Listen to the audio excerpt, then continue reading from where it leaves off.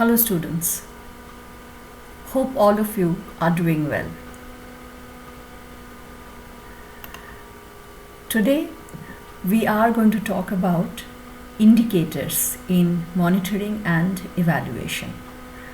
So you have understood what are variables. We have already discussed about variables in class regarding the different types of variables. But we have time and again, while discussing about monitoring and evaluation, while discussing about planning, monitoring and evaluation, the different monitoring and evaluation frameworks, we have been talking about indicators. So obviously you understand that in the process of monitoring and evaluation, where we are trying to assess the change that has been brought about by a project, we are going to do that through the different indicators that we identify for a particular process of change. So understanding the concept of indicators and how to identify indicators is crucial to the process of monitoring and evaluation. So today we're going to try and understand what are indicators and how do we identify indicators, how they are to be written while we are doing a monitoring and evaluation. So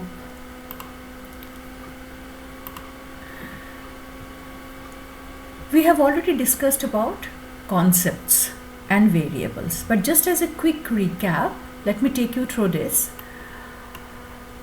Concepts are mental images or perceptions that summarizes similar ideas, observations and feelings. So we have said that when we talk about efficiency, when we talk about beauty, when we talk about quality of performance, these are all concepts. When we say efficiency, there is mostly a common understanding about what we mean efficiency, but yet it will vary from person to person. What for one person would look like a very, very efficient functioning to a different person coming from a different background and within a different context, the same might look like moderate efficiency. So, though we do have certain common understanding, but it does vary from person to person. That is what it is about all concepts. When we talk about beauty, all of us, we understand there is a common meaning of beauty, but then beauty is a concept. So, their meanings vary from person to person, from individual to individual, and they are not measurable by themselves. So in order to make them measurable, we have to operationalize them, or we need to state them in a measurable manner, so that this extent of variation between the perceptions of one individual and the other is somewhat minimized.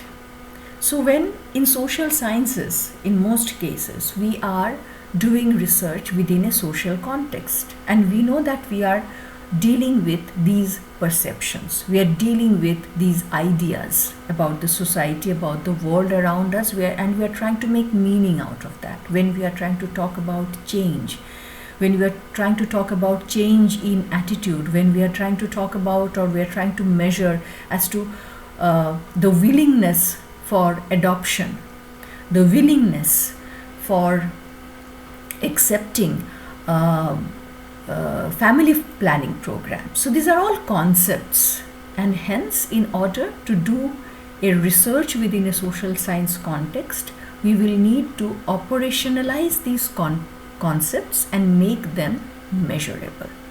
So these are the characteristics of what is a concept. Let us now talk about variables. So variables are the same concepts, but then they are measurable. That's when we state them in a measurable manner that they become variables. So they can take on different values, and this factor that the concepts are not measurable but the variables are measurable, that is the most important difference between a concept and a variable. So measurability is the main difference between a concept and a variable. So it is important that concepts be converted into variables so they can be measured. So we will have to draw variables from the concepts, and for that we operationalize the concepts. That is how it will be measured, and then we identify the indicators. That means through what will it be measured? What are the indicators which indicate the existence or the absence of a particular concept, or the degree of presence of a particular concept? So if it is beauty, then what are the indicators of beauty in a particular context? So how do we measure that something is beautiful or something is not? So a set of criteria reflective of the concept which can be converted into a variable. So essentially, the relationship between concept, indicators and variables is as we see it here. So concepts are made into indicators. That means what will indicate the presence of a particular concept, and those indicators in a measurable manner which take different values are the variables. So this is the relationship between concepts, indicators and variables. As for example, so we see rich or affluence. Someone is rich. He is a rich person. So what do we mean by someone being rich? So rich or affluence is a concept. So its indicator is income and assets that a person might have. When I say so and so is very rich, then obviously I am probably indicating towards his income and or either towards the assets. And what are the variables? So income per year. So I cannot say just income. Income is an indicator, but variable which takes on different values. So there are 4 or 5 people. So who is more rich, who is less rich? So if I have to measure that who is more rich than whom, or whether there has been a change in the level of affluence of a particular person, then I'll look at income per year, or in addition to that, I will also look at total value of property minus the liability. So this is something which is very measurable, which is very countable. So that's the variable. So income becoming the indicator becoming the variable. So this is how they are connected, the concepts, indicators and variables. So an indicator is something that serves to give an indication of something else. So when we are looking at it, so we are saying that car ownership is an indicator of affluence. So when I say affluence, then I can safely conclude that car ownership can become an indicator of affluence. So what does car ownership indicate? That so and so is affluent. So indicators measures changes in quantity, quality or behavior of people. So these are the different areas in which we can look at indicators. Now what is an indicator? It is something which points to the occurrence of something else. As for example, if we look at our earlier example like social cohesion. So indicator of social cohesion can be life satisfaction, trust, pro-social behavior and voting. Now all of these can become the indicators of social cohesion. That means the bonding of a particular community of people. That is how satisfied they are with their lives. What is the level of trust?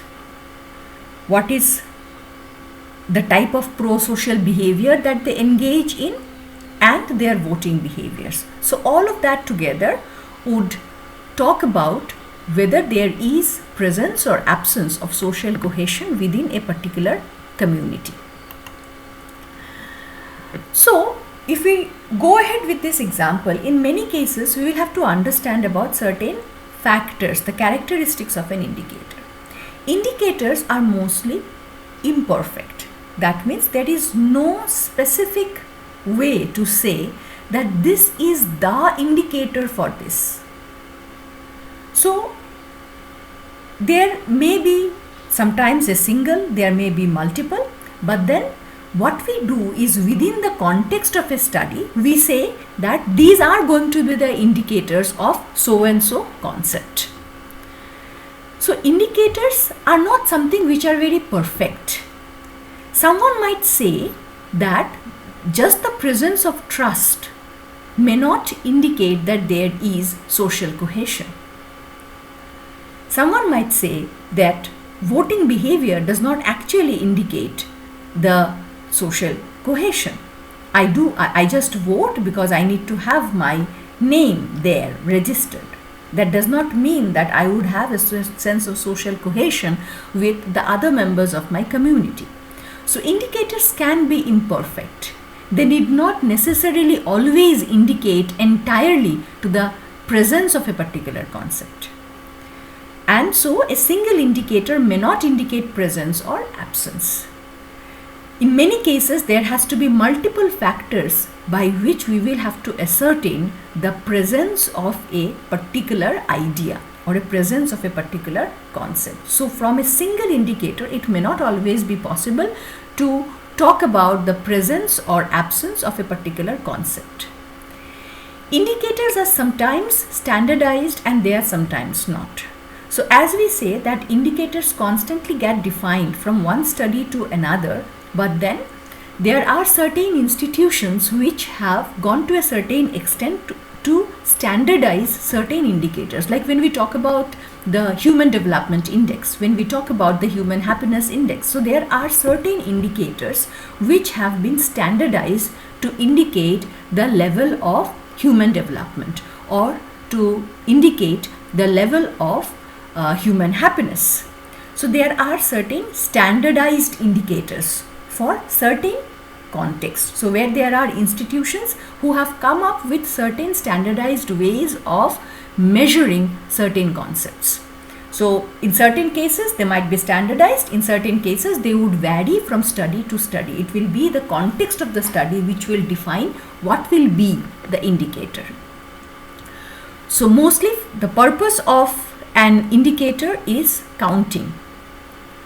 So for quantitative, we will try and find out through the indicators, so how many people have adopted a particular behavior or how much of a change has been noticed. As qualitative indicators, we might want to answer questions like why. But then even in that case, in many occasions, the qualitative indicators are also coded and then made into numbers, because in monitoring and evaluation, our intention is to find out the change which has occurred.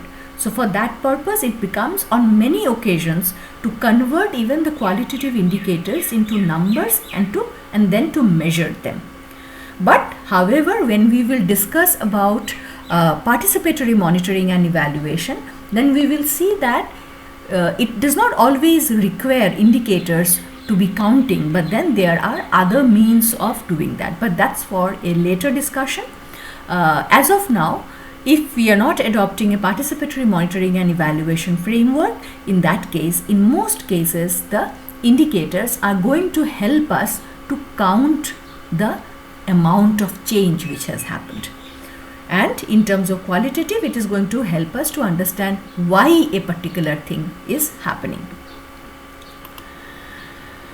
Certain ideas associated with indicators are like indicators have targets. So when we are talking about any particular indicator, there within a particular monitoring and evaluation framework, we will also need to define a target.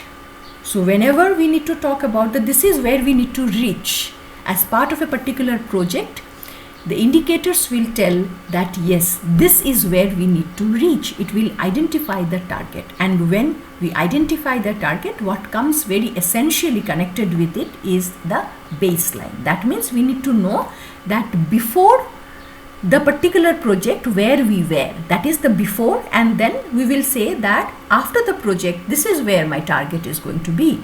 So earlier, if the rate of immunization was this, then my target is that the rate of immunization is going to become that after the project is implemented.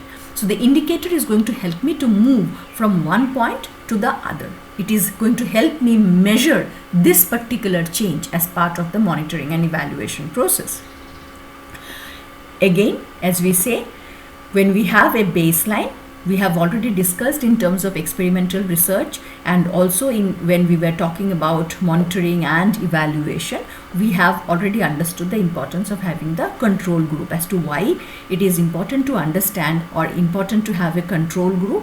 So indicators will also essentially, whenever we are talking about before and after or baseline, would essentially need to also indicate towards a control group, as to with reference to what we are looking at the change, so that the change can be attributed to the program interventions.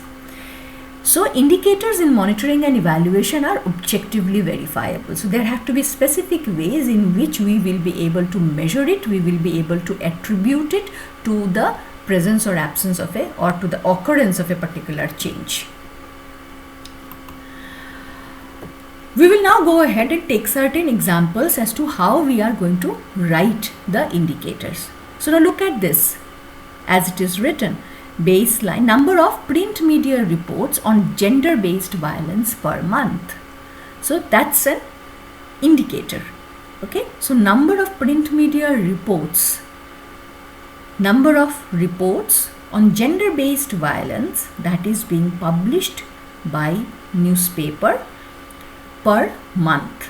So gender-based violence, how it is being reported by different print medias. So baseline is 15 in 2017. Okay, so 15 2017. Then target in 2022 is there seems to be some problem here. So source where from we are going to get the information. So quarterly media monitoring of 5 main newspapers, and who is going to have the in the baseline here is in 2017 the baseline is 2. That means there are 2 media reports per month. The target is in 2022, the target is 12. And then what is the source? The quarterly media monitoring of 5 main newspapers. That means that is how we are going to get our data, the source of the data. Who is going to collect the information? So responsibility is for the M&E unit. The frequency of data collection is quarterly. So these are the things that we are mentioning when we are mentioning the indicator. So that which is the number of print media reports on gender-based violence per month. So description of the indicator comes. Then we have the baseline. That means what is the date? Baseline plus date we are mentioning. Then we are talking about target and date. We are talking about the source as to who is going to provide us. So baseline is 5, that is May 2017, and there are 2 reports per month, so it is going to become 12 in December 2022. The source of the information, the frequency of data collection, and the responsibility belongs to the M&E unit. So this is what we want to look at. So the baseline is here, and this is where is our target, and these are the different milestones. So we will grow like this. So we will have a target here, and this is our path as to how we reach the target. So let us look at a few more examples in order to clarify the characteristics of the indicator. So percentage of customers very satisfied. So who are very satisfied or satisfied after using a particular public service. Percentage of customers who are satisfied after using a public service. So baseline is 34% in 2018. The target is 15%. So that's where 50%, that's where we're going to take it. In 2022, source analysis of feedback forms. So this is a look at the source, how it has changed. So we are going to continuously collect the feedback forms, and that's how we are going to collect that data for that particular indicator. Frequency quarterly, and the responsibility is of the M&E unit to do that. So where we are going to collect that data from. So just mentioning an indicator is not enough. We are going to also identify as to how that data against that particular indicator is going to be collected. So we need to specify all of that when we are talking about identifying an indicator for a particular study. rank of country so and so, we are saying X, we can say India, rank of a country in World Bank's ease of doing business index.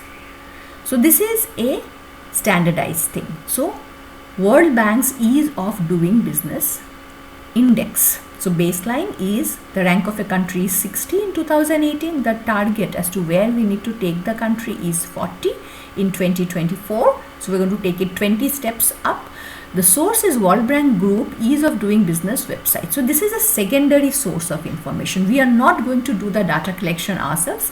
There is a official organization which is going to do this particular work naturally on its own. So this is entirely a we are identifying a indicator which is the data is getting collected from a secondary source. It's not a primary source like the feedback forms we had seen in the previous example.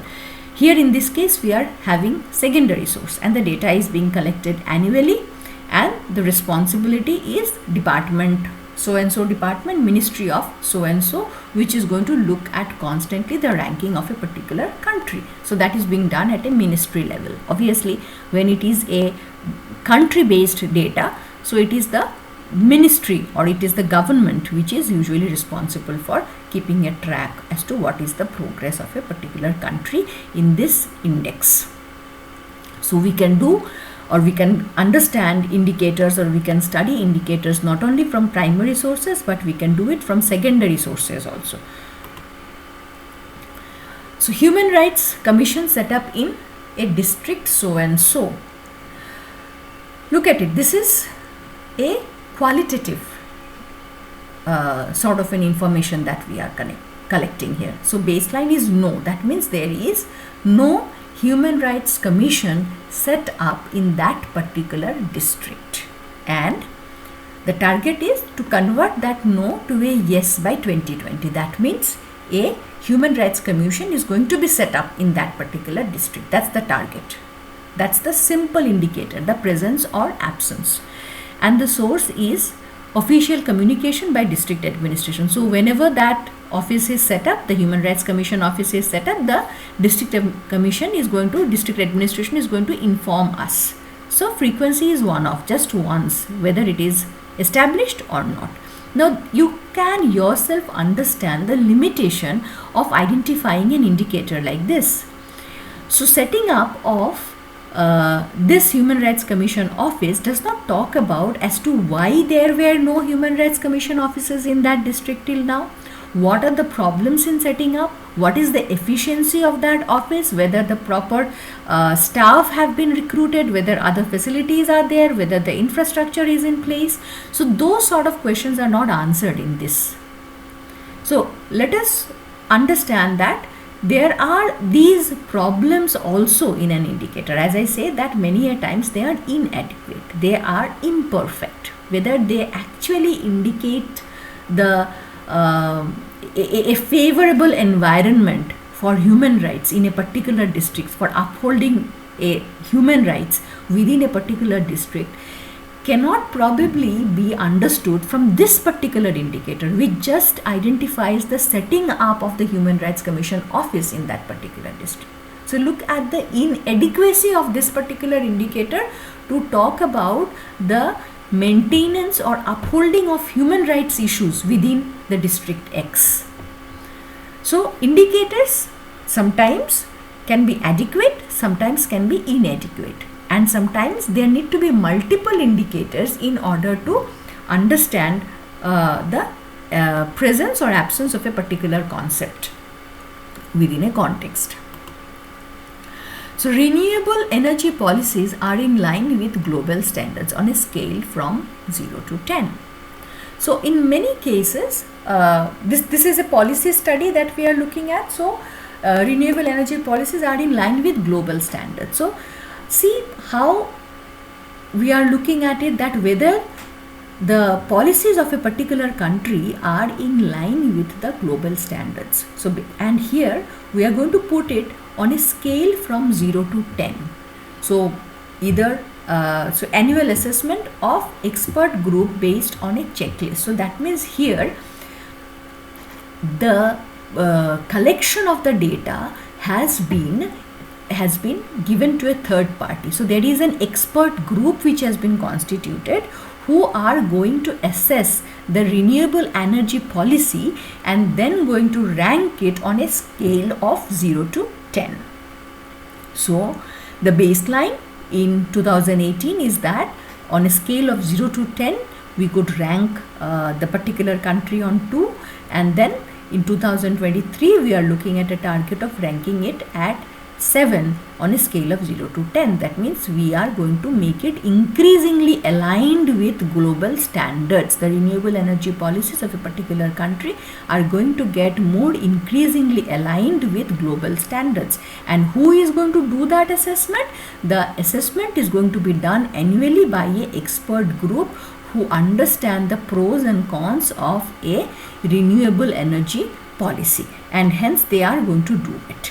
So this is how the data is going to get collected, and it's going to be done annually, and the responsible people are going to be the renewable energy expert group. So here the data is not being compiled by the MNE unit itself, but then the entire responsibility is being outsourced to the expert group in order to rank the country on a scale of 1 to 10. So these indicators, as we have discussed about, sometimes we are saying that it's a scale from 0 to 10. Sometimes we are saying how we are going to measure it is also indicator. Sometimes we are saying that we are going to measure it as yes or no. Sometimes we are saying that we are going to measure it in numbers. So these are also factors that where we are, if you go back and if you talk about variables and other things, we know that these are the different ways of measuring things. Sometimes we are saying 0 to 10, sometimes we are saying yes or no. So someone is going to tick it in that way. So these ideas as to how these indicators ultimately get measured, that is the actual variables. That means what is going to take the different values, that variable, how we are going to state it as a variable. So those are the scales of measurement of a variable, and we have not been able to discuss that in detail, but I would suggest that you visit this particular YouTube, you look at this particular YouTube video. You can give you can go to YouTube and give this search. This is the title of the video, levels of measurement for variables in social research. I urge you that you please look out for this particular video in YouTube by David Russell. It tries to explain the scales of measurement in a very simple manner. So I would want all of you to take a look at it to understand the nominal, ordinal, interval and ratio scales. So, and if you go back then and look at these different examples of indicators, I am hoping you will be able to understand that what these are, which of these indicators are being measured in a nominal scale, in an ordinal scale, or in a ratio scale. So you will be able to identify that. Please take a look at that video. But as far as monitoring and evaluation is concerned, let us take a good look at this diagram, and this is kind of, it summarizes all our discussions on monitoring and evaluation.